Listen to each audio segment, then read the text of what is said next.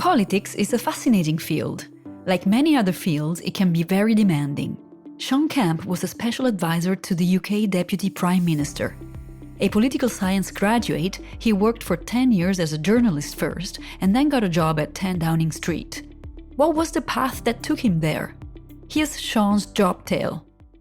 So I want to welcome you, Sean. So Sean Kemp. We don't actually know each other. We know each other through a common friend. And what I would like to talk about today is your experience that you had about 10, 12 years ago as a special advisor for a political figure. How did you actually end up doing that job, and what did it entail? I'd always been very interested in politics ever since I was quite a young sort of boy, actually. I was kind of weirdly interested in politics in the way that other people might be really into football or whatever. I would read the politics pages and watch political interviews. Wow, at age 6, 7 or so. I can remember being about sort of 12 and there having been an election and looking at political maps and who won in which seat and who had become MPs and so on. I just always found it sort of strangely interesting. And really and then what I decided as I got a bit older, when I was a teenager, I saw the film All the President's Men about the Watergate scandal. Mm-hmm. And I decided I actually really wanted to be a journalist. I really wanted to be a political journalist. So I studied politics at school. I studied politics at university. And then I did sort of journalism training courses and spent the first 10 years or so of my career actually in journalism. And then one day just saw an advert where a British political party called the Liberal Democrats wanted somebody to go and work in their press office. And I applied. I wasn't a member of the party at the time. I applied for the job, and I think they were so sort of excited that someone who actually worked in journalism was going to come and help them talk to journalists and sort of communicate with journalists. I got the job. And a few years later in 2010, when I was head of their press office, there was a general election. It was a very unusual result in the UK in that it was a hung parliament. So it was going to have to be a coalition government. And my party got into government. So I was then found myself working in number 10 Downing Street as what we call a special advisor to the Deputy Prime Minister. And what that means, special advisor, is you're just basically a political advisor. You tell them what you think they should do about particular issues. You brief journalists about what's going on. You're just in my head, I would like to imagine I was like a character in The West Wing. I suspect I wasn't very much like a character in West Wing, but that's the kind of life you sort of imagine you're living, and you're at the centre of everything that's going on. And I did that for about 4 years, and it was still the most fascinating job I've ever had. So your studies, though, are all about journalism, right? What were your exact studies? University, I studied politics. Okay. So that was just what they call political science. But that was always with the aim of going into political journalism. Okay. So first degree.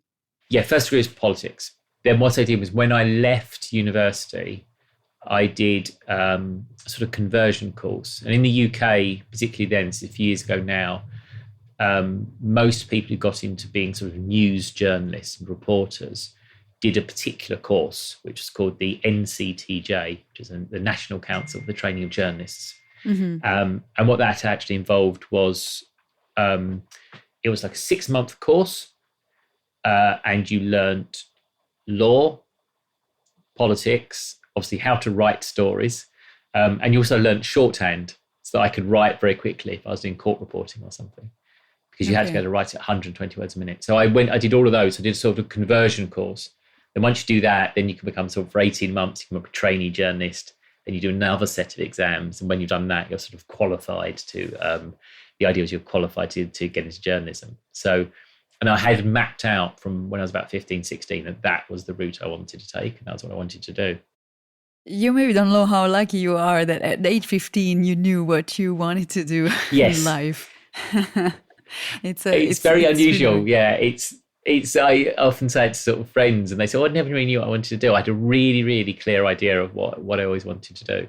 And then I was very lucky that I ended up sort of doing it in various ways. But I was also quite sort of determined that was what I wanted to do. So I was Me and my sister were the first people in our family to go to university. Um, Okay. and I remember my parents being quite surprised that I wanted to study politics, because for them it was like, but why are you going to go and do politics? You should do something where you're more likely to get a job. You should go do science or do something that's going to be better for a career. And I was like, no, but this is what I really, really love and what I really want to do. So I was sort of strangely kind of driven that was always, I had to try this. I set on that idea very early and I never really let go. That's amazing. As a journalist, so you worked for about 10 years, you said, first 10 years of your Yes. career as a journalist. What were the skills that where you were really good at and that you think were really required to be a journalist? I think it requires a few things. Generally, if you're going to be a news reporter, which I was, I think you've got to be able to sort of talk to different groups of people, because you've got to interview people, often people in sort of quite upsetting situations. I mean, one of the first things when I started off was working on sort of local newspapers.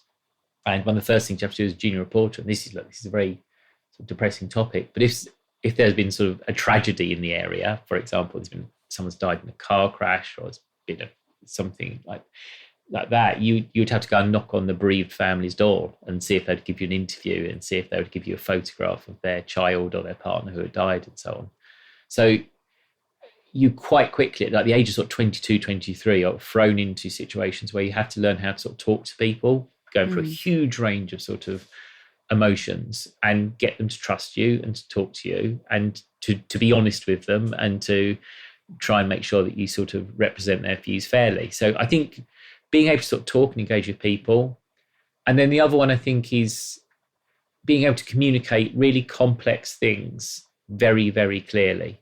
I think one of the great skills you're taught as a journalist, that then I think is something that in every other job I've ever done has always proved useful, is you have to take very, very complex things and write them in a way that anyone reading about them would understand, and do that really quickly and simply.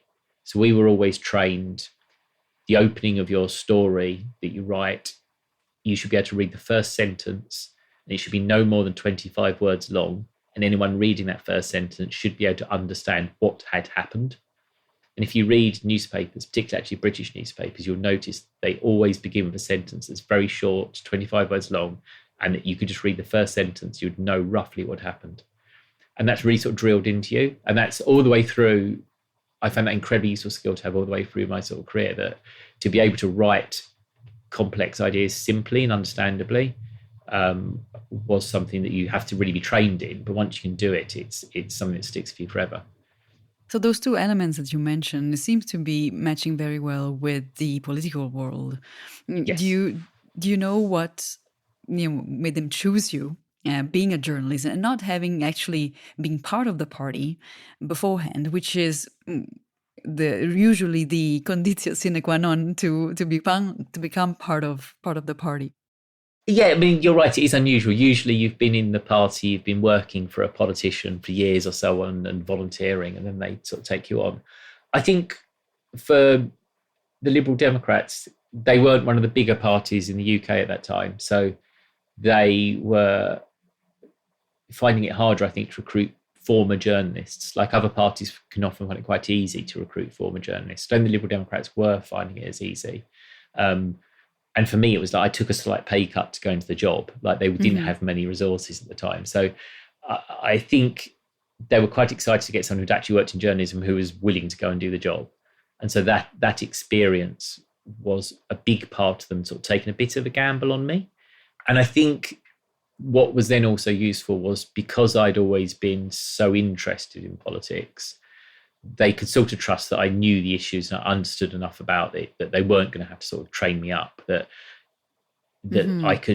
I understood what was needed. I understood the party. I understood the sort of political history and what was going on. And I had that sort of journalism sort of experience. And I think there was one other thing that probably stood me in good stead by not being a member and so on, which is I was able to provide a bit of an outside viewpoint. I think when you work in a sort of communications job and you're doing media advice, which I was doing particularly at the start, it's quite useful to sort of say, yeah, but isn't this a bad idea? Or the journalists are going to ask you these questions, which are going to be quite hostile. And I think sometimes you can see political parties, if they only hire people to work for them who agree with everything they do, no one stops them from doing things that are going to be unpopular. So it was actually quite useful for me to be a bit of an outsider, because sometimes I'd say, we're going to do this thing. And I'd go, yeah, but that's absolutely mad. Like, why on earth would you do that? You're going to look stupid. And as long as I didn't then stop then and would then follow up and say, why don't you consider doing this instead? Then they always took it well. I had to learn quite early on. It's not enough to say that's probably a bad idea. I had to say that's probably a bad idea. Here's a suggestion of what might be a good idea. Right. Because I think at the start, they were just like, can you please stop telling us everything we do is silly? Yeah. But that outside perspective was actually, I always found really, really useful. Great. So I'm trying to, to imagine a typical day as a special advisor to the Deputy Prime Minister. Do you remember, because now it's been a while, but do you remember what the day looked like? Yes. So you'd get up at 6, you would check your emails, you would check the headlines, you would head in.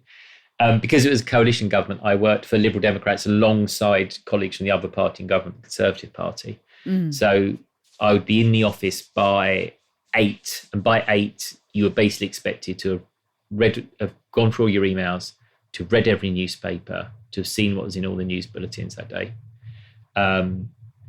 And to know what the main issues you had to deal with. Then at 8:30, we would have a meeting of political advisors and the sort of officials, the civil servants who also worked in government, who were like politically neutral, where we would talk about all the main political problems and main stories that appeared that day and agree on what the approach would be.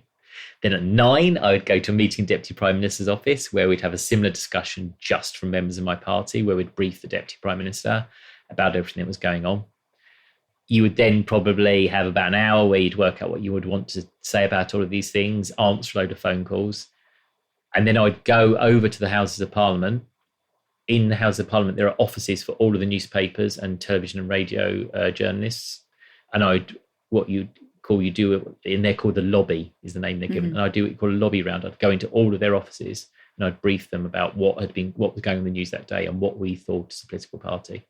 And then the rest of the day is almost dictated by the events that are taking place, because a lot of my job was dealing with media.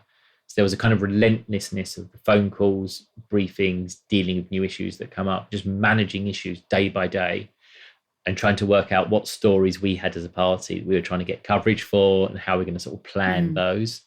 But a lot of it was reactive. A lot of it was, 30, 40 different conversations every day with different journalists, trying to explain where the party was coming from and where what they're asking you to do is you're essentially being the voice of the politician you represent. So I worked for the Deputy Prime Minister, and when they spoke to me, what they were really asking was, what does the Deputy Prime Minister think about these things? What does Nick Clegg, who was my boss, what does he think? And I would just have to exactly. Yeah. Exactly. So, and they need to believe that you know what he thinks about those things. And even if you don't know, and you basically have to sort of kind of guess, you have to instinctively know enough about him and his beliefs that you'll get it right. So that was a lot of the day. And then that would probably finish in the office 7:30-ish. You'd probably then go and meet a journalist for a drink or a meal or something to get to know them a bit better and chat. You'd go home and you'd wait for the first editions of the newspapers to arrive about 9:30, 10 o'clock to see what was coming and what was bad and what was serious. Did you need to ring up any journalists to correct them on anything? Go to bed about midnight. And start all over again. And it was kind of almost a 7-day-a-week job, I suppose, is the other point to make about it. It's like the news never stops. So you're always being called, you're always being rung up about it. So it's a relentless job is the one thing I would say. It was, you have to love doing it, because until you don't have the mental space not to be thinking about work. You are always thinking about work, because at any point someone could ring you up and say, you're going to be on the front page of tomorrow's paper because of this political issue. What are you going to do about it? Has there been some really difficult day for you that you can remember? The days that are the most relentless work were actually when I was in 2010, when I was head of media for the party and we were fighting a general election.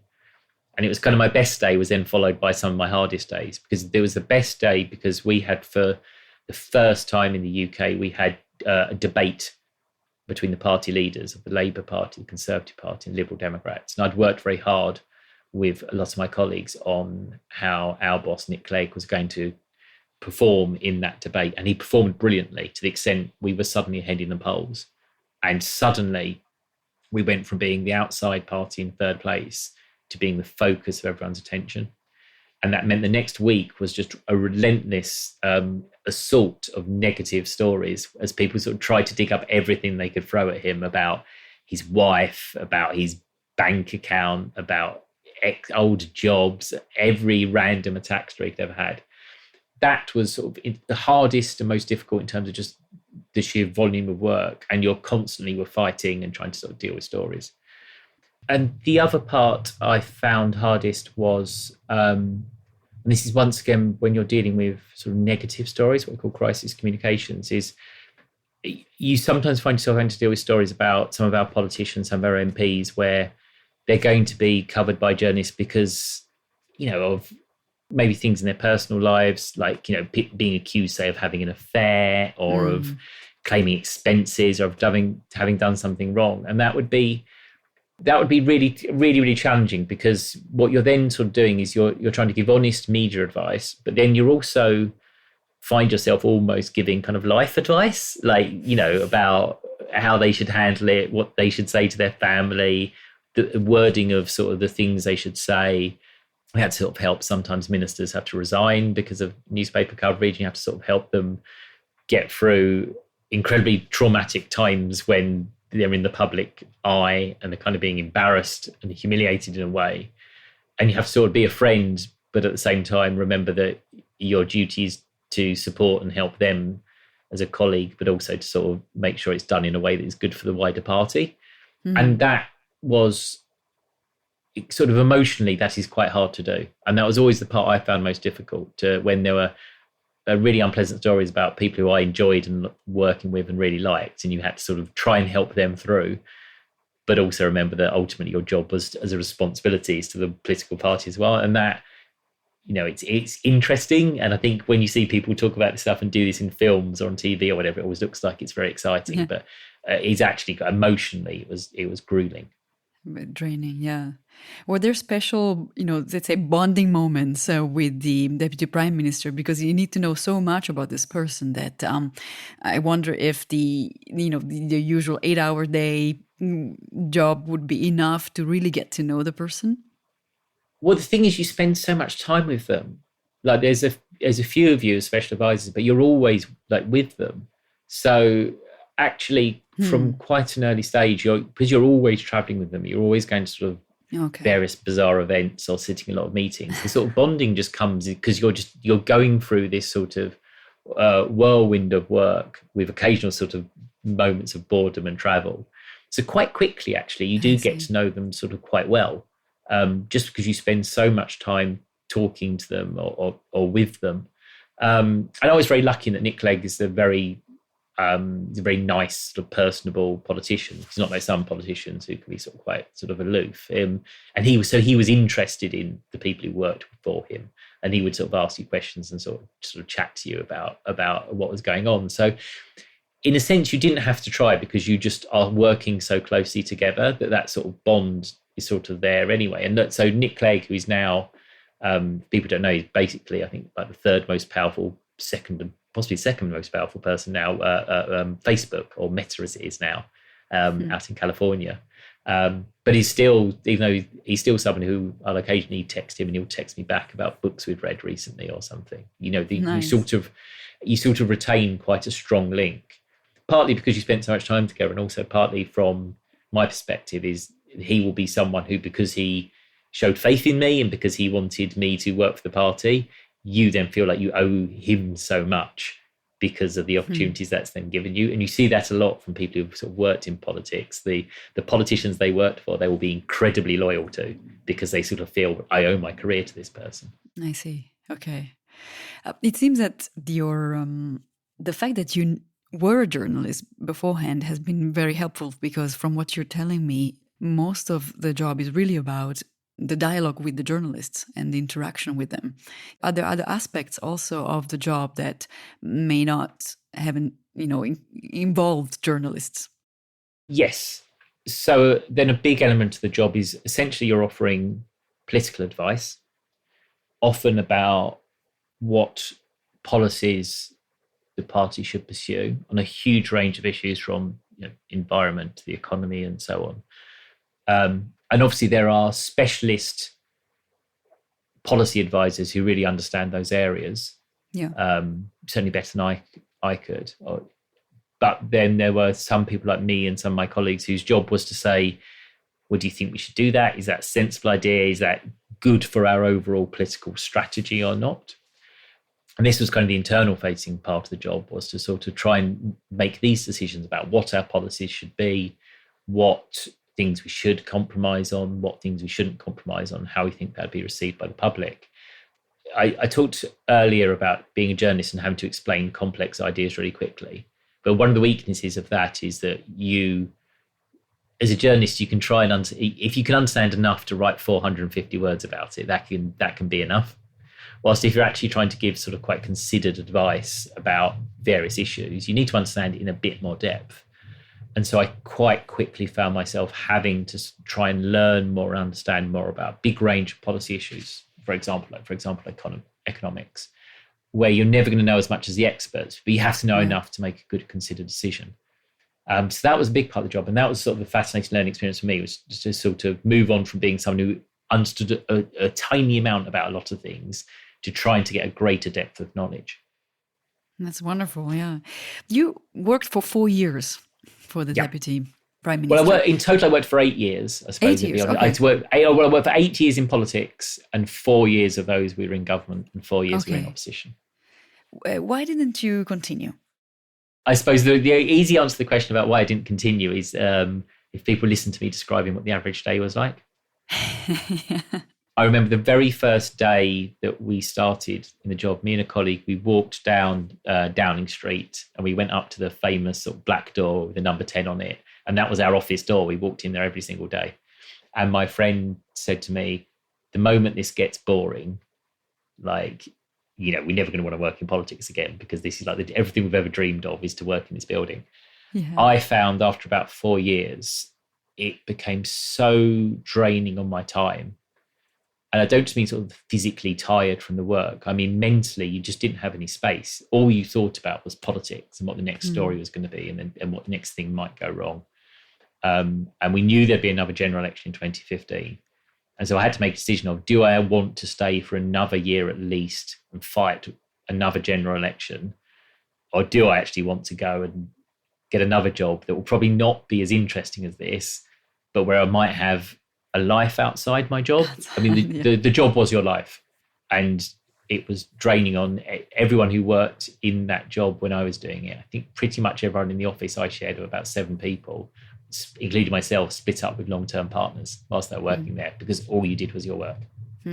Yeah. And so it's why a lot of people when they're younger do that kind of work, because you have less sort of family responsibility and so on. And I reached a point as I got older, I just thought, you know what, there's got to be a bit more to life than just talking about politics all the time. Every day and all day. Okay. I mean, it's really, it makes sense. Absolutely. And it's fair.